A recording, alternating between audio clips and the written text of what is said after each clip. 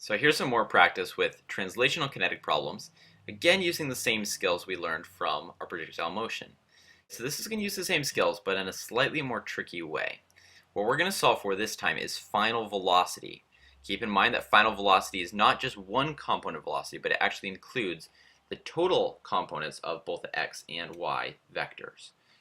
So in this case, what we're going to start off with is a man who's going to throw this ball off the cliff with initial horizontal velocity of 6 meters per second. And what I'm going to have you solve for is the final velocity of this ball after it falls for 0.8 seconds. And that's all the information I'm going to give you for right now. So go ahead and solve this problem. This can be a pretty tricky problem, and the reason why is because it can be a little unclear about how we need to get to our final answer. So let's go ahead and diagram a little bit more so that we can help ourselves understand where we need to go. So keep in mind that we're looking for the final velocity after 0.8 seconds, okay?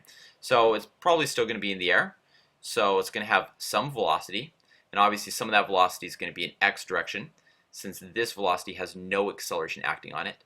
So that at least tells us that the x component of our velocity is still 6 meters per second. And we're looking for the total velocity, but we don't yet know the y component of velocity. Let's go ahead and solve for that now. And go ahead and take a moment to see if you can figure out on your own what the y component of the velocity at this point would be. You should have used that simple skill we learned from projectile motion relating time, acceleration, and velocity. So again, you can use that very simple equation, acceleration equals change in velocity over time, or you can solve for it more conceptually. So again, we've got an acceleration of 10 meters per second acting on this particle, since it's acceleration due to gravity. And in this case, it's been falling for 0.8 seconds, which means after 0.8 seconds, it will have only gained 8 meters per second of velocity. So that is our y component of velocity. So now we have enough information to solve for this. So we can do some basic trigonometry. 6 squared plus 8 squared equals our hypotenuse squared. Solve for that, and you should find that our hypotenuse is equal to 10 meters per second. Now let's do a slight variation of this problem to employ some of the other skills we learned from projectile motion problems earlier. Okay, so I'm going to change the numbers up a little bit here, just so that this will be a little bit easier to solve for. So let's say in this case that we throw the ball off the cliff with initial horizontal velocity of 5 meters per second. And let's say that it takes 2 seconds to fall all the way down to the ground. If that's the case, I want you to calculate two things.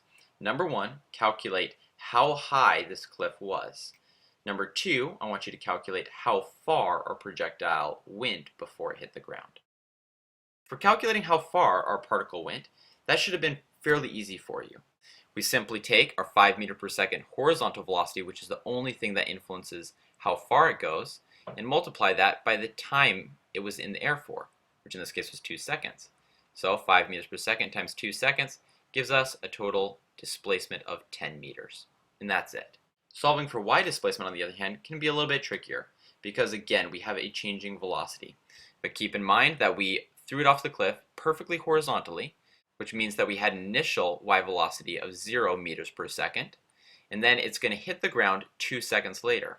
Keep in mind that it was experiencing an acceleration of 10 meters per second, so if it was accelerating over a period of 2 seconds, then it will gain a final y velocity of 20 meters per second. So again, solve this just the same way we solved our max height problems. Find our average velocity first. 20 plus 0 divided by 2 gives us 10 meters per second of average velocity, and was traveling at that average velocity for a period of 2 seconds, which gives us a final displacement of 20 meters. So that tells us that our cliff was 20 meters high, and by throwing the projectile at an initial horizontal velocity of 5 meters per second, it was able to travel 10 meters in the x direction.